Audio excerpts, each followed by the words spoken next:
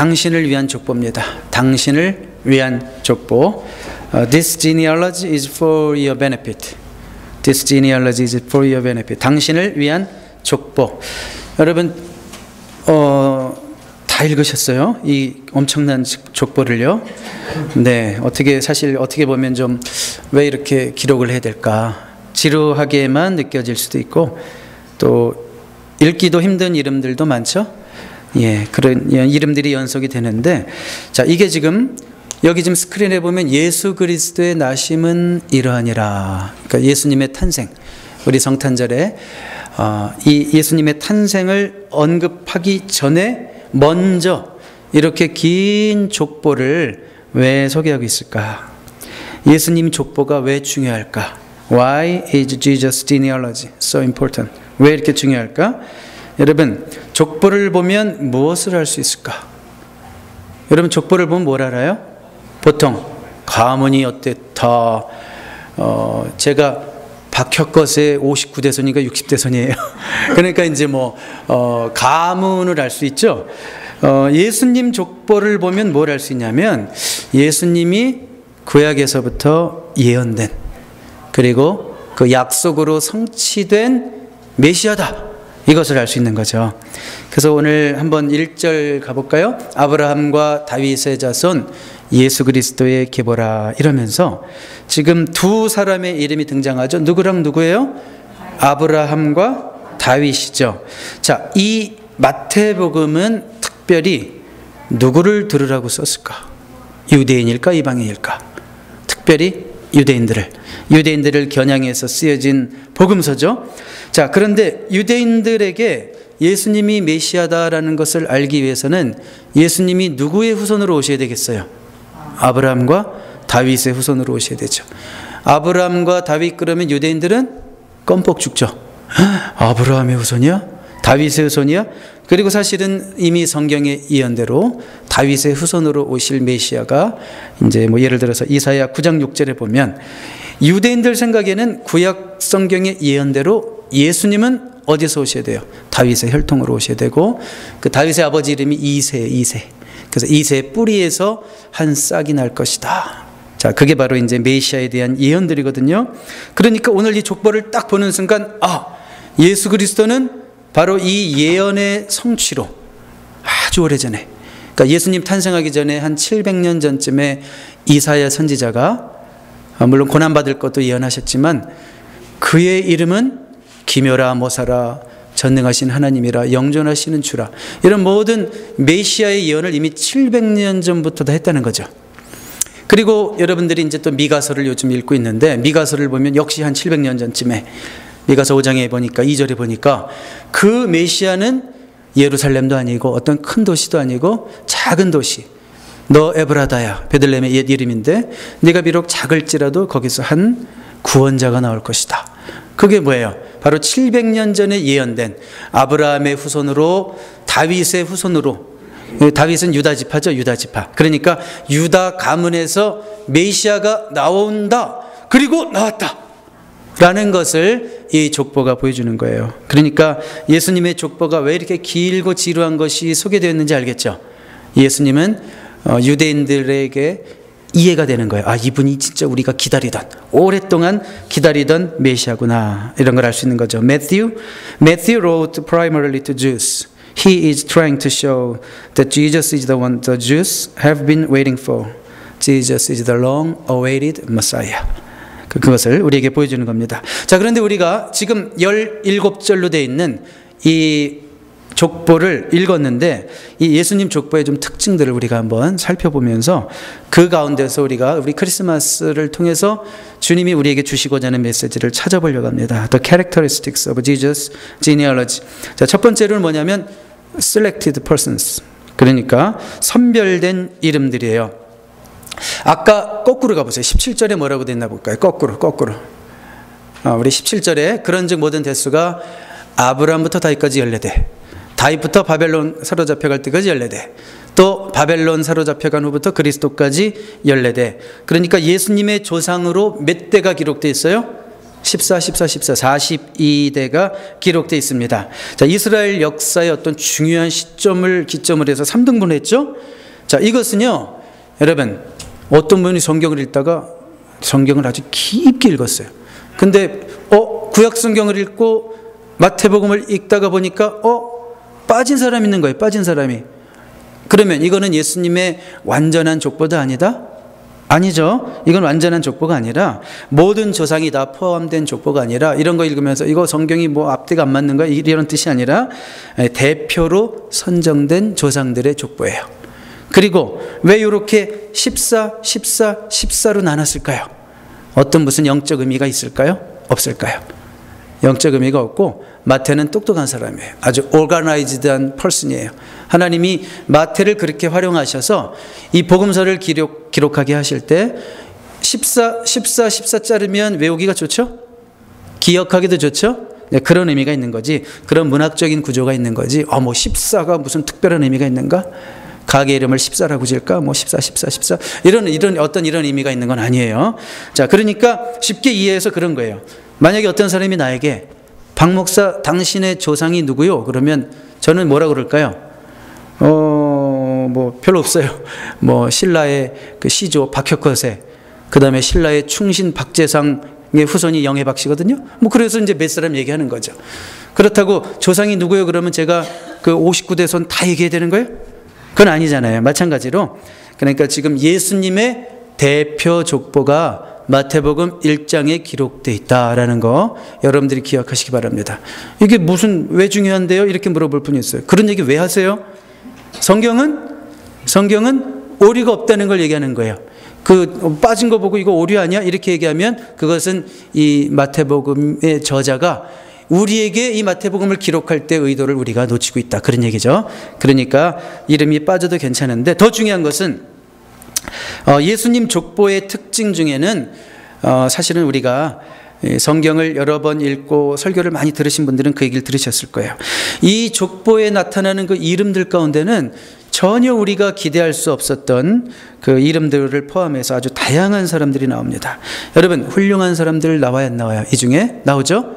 뭐 다윗 이런 사람들 훌륭하잖아요. 자, 그런데 조금 부끄러운 이름도 있어요. 부끄러운 이름. 와, 예수님 조상에 저런 사람들도 있네. 여러분, 만약에 여러분들의 할아버지가 평생 죄만 짓고 못된 짓 하다가 감옥살이 하다가 맨날 욕만 먹다가 돌아가셨다. 그러면 여러분 조상 중에 누구 있어요? 이렇게 물어보면 그 할아버지 얘기하고 싶어요? 하고 싶어요? 안 하고 싶어요? 근데 할아버지가 부끄러운 사람이면 굳이 얘기 안 하겠죠. 굳이 얘기 안 하겠지만 성경의 진정성이라는 것은 뭔가 하면 이런 사람들까지도 다 기록하고 있다는 거죠. There are some pretty good great names in the genealogy, but there are some unexpected names in here. 그러니까 우리가 예상 못하는 이름이 있어요. 아브람, 야곱, 유다, 다윗 뭐 이런 분들은 우리가 인정하고 역시 예수님의 조상들 가운데 이런 믿음의 사람들이 있구나. 그런데 우리 한번 10절로 가볼까요?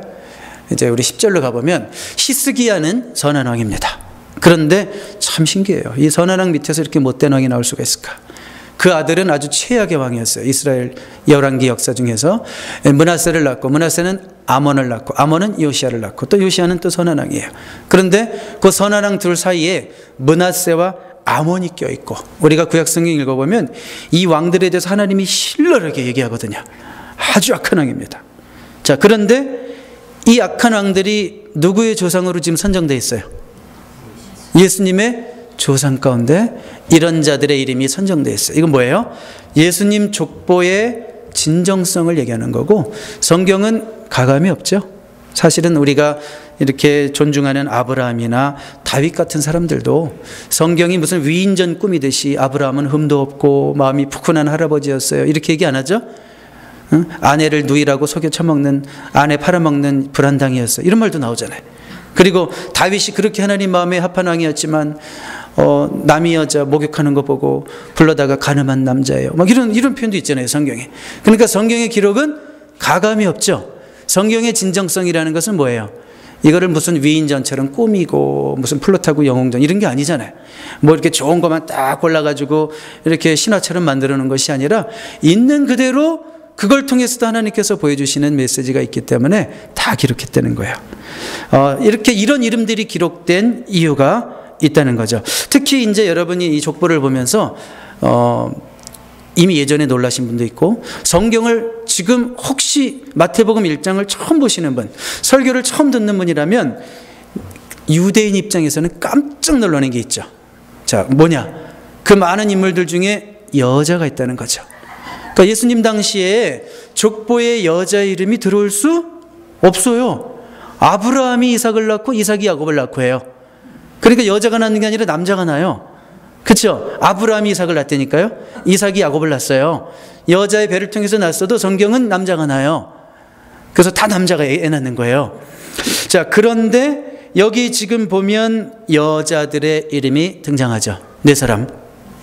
그런데 이 네 사람들은 어떤 여인들이었을까요? 하버드대 교육학과를 수석으로 졸업한 인재들이었을까요? 이런 사람들이 아니라 하나같이 반듯하지 않고 좀 이상하다, 머리를 좀 갸우뚱하게 하는 그런 사람들이 기록되어 있습니다. Unlike most Jewish genealogy, Jesus' genealogy included women.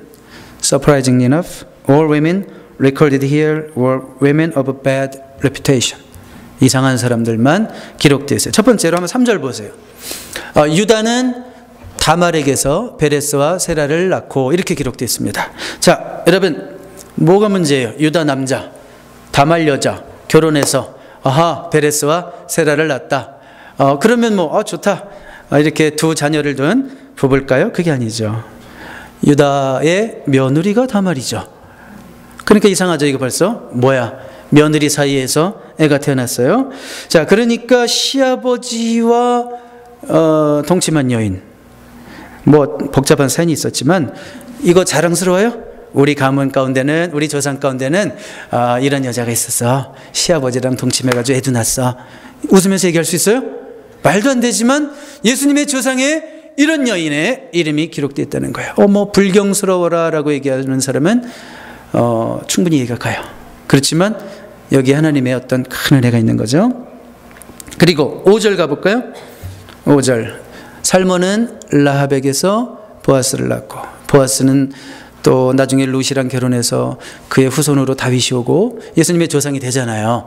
자, 그런데 살몬은 라합에게서 보아스를 낳았다. 라합은 여러분들이 잘 아는 아주 성경에서 유명한 Rahab the prostitute. 그렇죠? 창기란 말이에요. 창기. 몸을 팔아서 생계를 유지할 수밖에 없었던 여자. 그렇지만 그가 여호수아 정복기에 이스라엘 그 정탐꾼들을 잘 숨겨주고 하나님을 두려워할 줄 알고 하나님을 믿게 된 여인. 그래서 완전히 변한 인생. 그래서 이런 여자, 비록 과거는 참겼지만 Jesus doesn't care what you've done before. 우리 예수님은 여러분들이 과거에 어떤 일을 했든지 무슨 직업에 종사했든지 어떤 사람이었든지 doesn't care 하신다는 거죠. 이런 라합이 어떤 사람이었든지 이런 사람조차도 부끄러워하지 아니하고 마태를 통해서 예수님의 조상의 족보의 이름을 당당히 넣으신 거죠. 그리고 여기 룻이라는 여자 나오죠. 룻은 여러분들이 가정의 달마다 소개를 받는 정말 좋은 며느리의 대명사죠. 여러분이 아시잖아요. 시어머니 나오미를 잘 섬겼죠. 근데 사실 룻은 젠타일이라고 성경에서 젠타일, 이방 여자. 그러니까 성경에서 이방 여자는 유대인들의 회중에도 못 들어오고, 이거는 약간 개와 동급이죠. 유대인들의 그 편협한 국수주의와 그 잘못된 민족주의는 이방인들에게는 구원도 미칠 수 없다 이렇게 생각하잖아요. 그런 개처럼 여기는 여인이 예수님의 조상으로 들어와 있어요. 이 하나님의 본심이에요. 이런 여인도 예수님의 조상이 될 수 있다. 루트 the 모아바이트, 모압 여자. 아주 그 기원이 이상한 족속이거든요. 젠타일. 그렇지만 의도적으로 하나님은 이 여인의 이름을 여기에 기록하게 하신 거죠. 그 다음에 이제 하나 더 나오는데 6절 가볼까요? 이새는 다윗 왕을 낳으니라. 다윗은 우리아의 아내에게서 솔로몬을 낳고. 자, 우리아가 유명해서 우리아의 아내라고 소개했는데, 이 우리아는 다윗의 충신입니다. 다윗이요, 우리아의 아내와 간음했다고요. 이름이 뭐예요? 바세바, 베스시바. 자, 여러분, 평생 하나님을 잘 섬겼던 다윗이 크게 한번 죄를 저질렀을 때, 그 죄 몫이 뭡니까? 간음죄죠. 남의 남편의 아내와 바람난 거죠. 그때 공범이 누구예요? 바세바죠. 다윗이 아무리 끌어당겼어도 어머 왜 그러셔요 이러면서 거절했으면, 근데 어쨌든 동의했으니까, 물론 왕권에 굴복할 수밖에 없었다 그렇게 말할 수도 있었지만 어쨌든 굴복했으니까, She was involved in an adulterous relationship with David. 어쨌든 이런 간음죄에 연루된 여인, 그녀의 이름조차 어디에 기록되어 있다는 거, 이게 이 신성한 예수님의 족보에. 여러분, 우리는 막 신성해가지고 이런 거 있으면 큰일 날 줄 알죠. 그런데 예수님의 족보에는 이런 이름들이 기록되어 있어요. 자, 그리고 저는 이 예수님의 족보를 보면서 여기 등장하지는 않지만 또 한 사람을 생각했습니다. 이 족보를 기록하고 있는 사람이 누구예요? 예수님의 제자 중에 누구? 마태. 마태복음은 누가 썼어요? 마태. 마가복음은 누가 썼어요? 누가복음 누가 썼어요? 그래, 쉽잖아요. 네. 자, 그런데 예수님의 족보를 보면서 여기 등장하지는 않지만 이 족보를 기록한 사람은 마태였다는 거예요. 마태복음 9장을 보면 예수님께서 마태를 제자로 부르시는 장면이 나오는데, 우리 한번 9장 9절 한번 같이 읽어봐요. 시작. 예수께서 그것을 떠나 지나가시다가 마태라는 사람이 세간에 앉아있는 것을 보시고 이르시되 나를 따르라 하시니 일어나 따르니라. 우리가 성경의 문맥을 모르고 컬처를, 문화를 모르면 참 이해하기 힘든 말씀들이 많아요. 이게 뭐가요? 어째서요? 텍스 컬렉팅 부스에 앉아있는 사람, 요즘으로 말하면 IRS 직원, 조금 싫긴 하지만 어쨌든 그래도 돈 많이 버는 당당한 직업이잖아요. 그렇죠? 자, 그런데 왜 예수님이 이렇게 마태를 부른 것이 그 당시에 이슈가 됐을까? 자, 왜 그럴까요? 세리는 유대인들이 봤을 때는 최고의 죄인이란 말이에요. 창기와 동급이죠. 그러니까 로마에 아부하면서 정권과 결탁해서 민족의 피를 빨아먹는 사람들이 그 당시의 세리였죠. 자, 아무도 그 당시 유대인이라면 좋은 자리에 세리를 불러주지 않습니다. 크리스마스 파티인데 원래 절대 이런 얘기 안 해요. 그러니까 완전히 그 사람들은 격리되어 있어요. 돈만 벌 줄 알지 사회생활이 불가능한 사람들이죠. 자, 그런데 예수님은 이런 자를 부르셨다고요. 남들이 쳐다보지 않는 자를 예수님은 쳐다보시고, 남들이 관심 주지 않는 자를 예수님은 관심 주셨죠. Jesus chose a notorious tax collector. Jesus invited and pay attention to somebody that no one had any regard for at all. 자, 그랬을 때 이제 여기 9절이잖아요. 10절 이후에 보면 난리가 나요. 유대인들이. 아니, 대표적 종교인이었던 바리새인들이 뭐라 그러냐면, 아니 왜 저런 자와 같이 저 예수라는 젊은이는 식사를 하느냐, 저 예수는 랍비 아니냐, 랍비 선생, 우리의 선생 아니냐, 지도자 아니냐, 그런데 왜 저런 자들과 식사를 하느냐 그러면서 시비를 걸죠. 자, 그랬을 때 우리 예수님이 뭐라고 그러시나 볼까요? 12절 13절 읽어봅니다. 시작. 예수께서 들으시고 이르시되 건강한 자에게는 의사가 쓸데없고 병든 자에게라야 쓸데있느니라. 나는 의인을 부르러 온 것이 아니요 죄인을 부르러 왔노라 하시니라. 겉으로 드러나는 거로 봤을 때는 진짜 죄인은 누구예요? 겉으로 드러나는 거로 봤을 때는 세리 마태가 죄인이지만, 그 중심으로 봤을 때는 자신이 죄인인 것을 모르고 남을 정죄하는 죄인 바리새인이 더 큰 죄인이죠. 그래서 예수님은 그렇게 스스로 의인이라고 생각하는 바리새인 같은 자들을 부르러 온 것이 아니라 죄인됨을 인정하고 주님 앞에 나오는 그런 마태와 같은 자를 오히려 부르러 오셨다고 말씀하시는 정말 귀한 말씀입니다. 자, 여러분, 우리가 지금 5가지 사람을 봤어요. 그리고 족보를 봤어요. 5명의 사람을 봤어요. 누구였어요? 네? 벌써 까먹었어요? 네, 읽어드릴게요. 다말, 라합, 룻, 바세바, 그리고 이것을 기록한 마태. 그리고 이 42명의 족보가 역사가 흐르면서 막 위기도 있었어요. 바벨론 포로 위기도 있었어요. 그렇지만 계속 이어지고 있어요. 계속 이어지고 있어요. 결국은 예수님이 태어나셨어요. 그래서 application for today.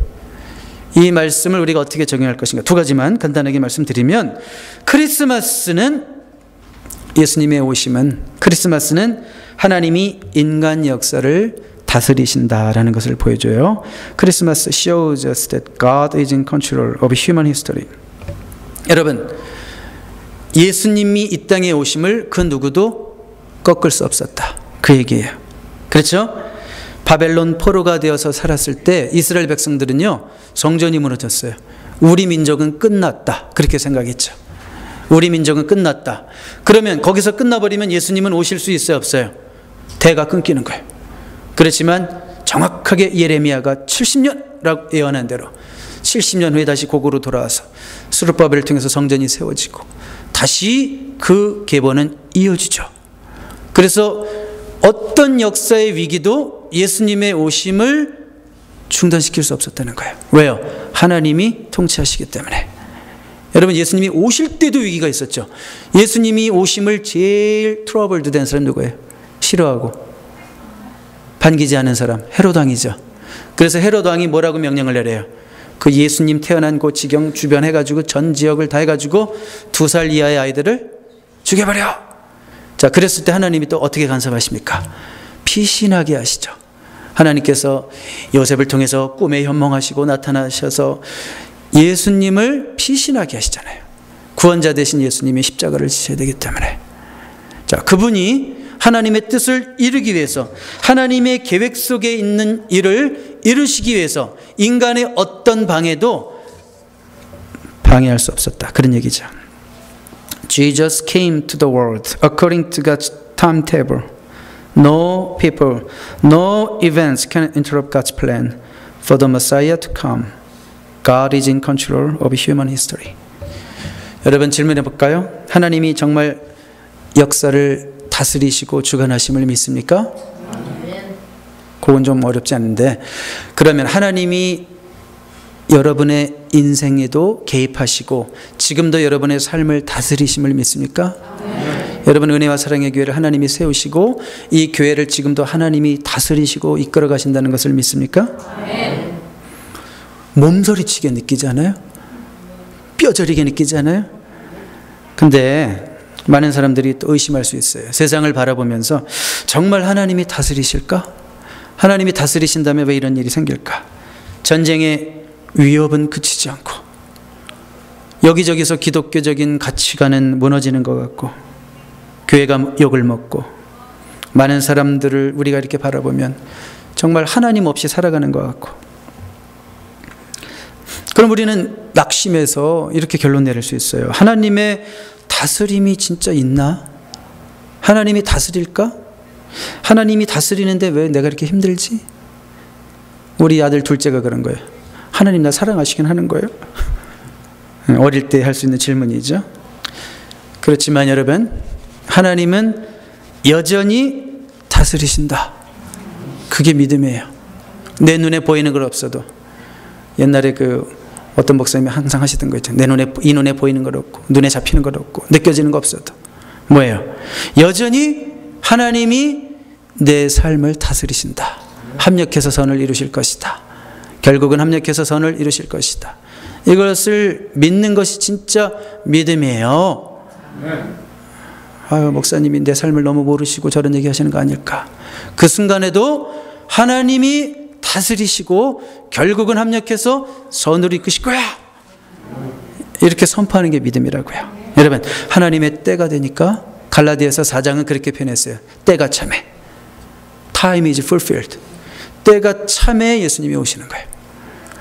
하나님의 때가 있다는 거죠. 그 누구도 막을 수 없어요. 역사의 어떤 위기도 사람의 어떤 방해도 예수님이 이 땅에 오시는 것이 하나님의 뜻이었기 때문에 막을 수 없었듯이 우리를 향하신, 각자를 향하신 God has a plan for you.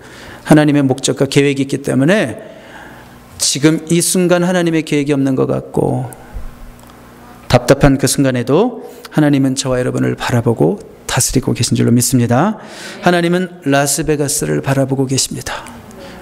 어떨 때는 라스베가스 거리를 저기 스트립을 이렇게 걷다 보면 마음이 확 무거워질 때가 있어요.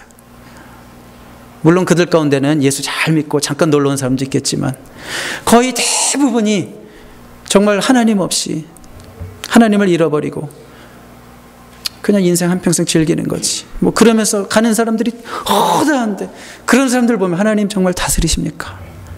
정말 라스베가스를 하나님 바라보고 계십니까? 하나님은 바라보고 계신 줄로 믿습니다. 하나님 우리 가정을 쳐다보고 계십니까? 하나님은 지금도 여러분들의 믿음을 테스트하고 계시는 거죠. 어떻게 반응하는가? 믿음은 반응이거든요. 좋을 때 찬송할 줄 알고 어려울 때 진짜 하나님께 기도할 줄 알고 믿음은 반응이에요. 하나님은 저와 여러분을 바라보고 계십니다.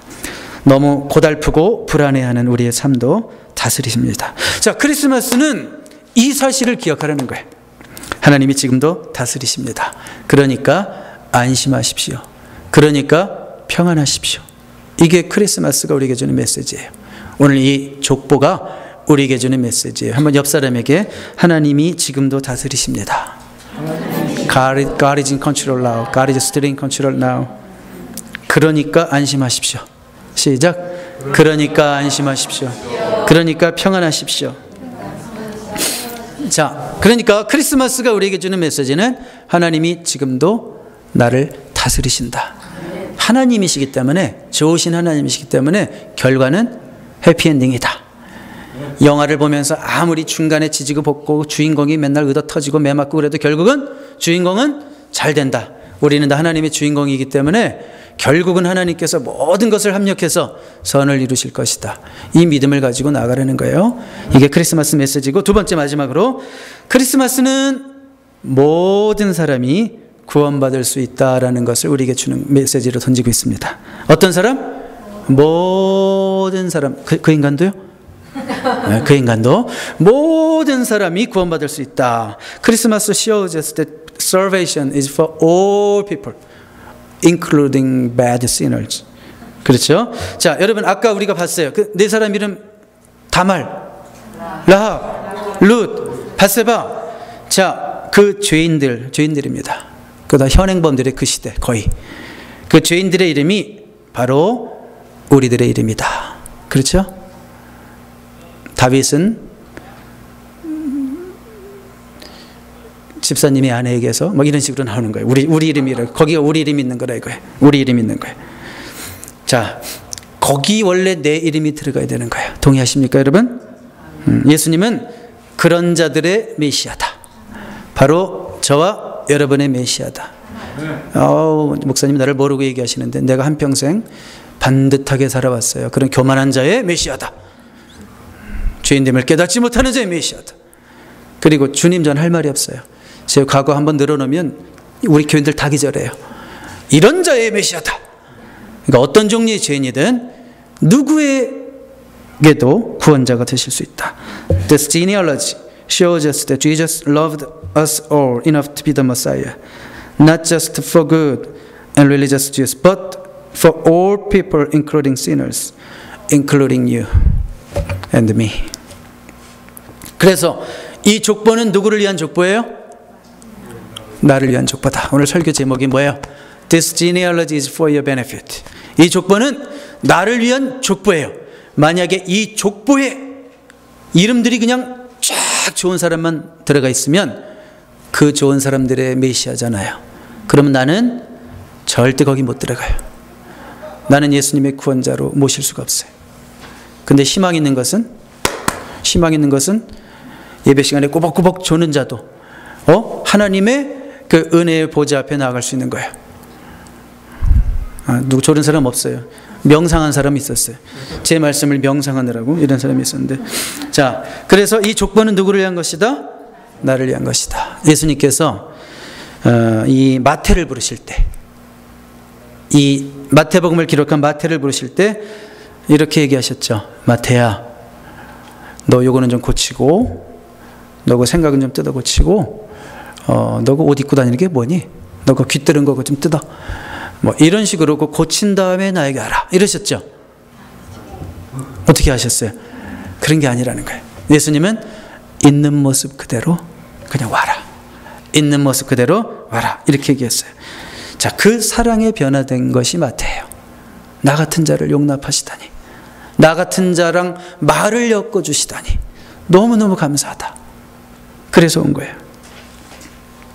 하나님은 오늘 저와 여러분을 다시 초대하시는 거예요.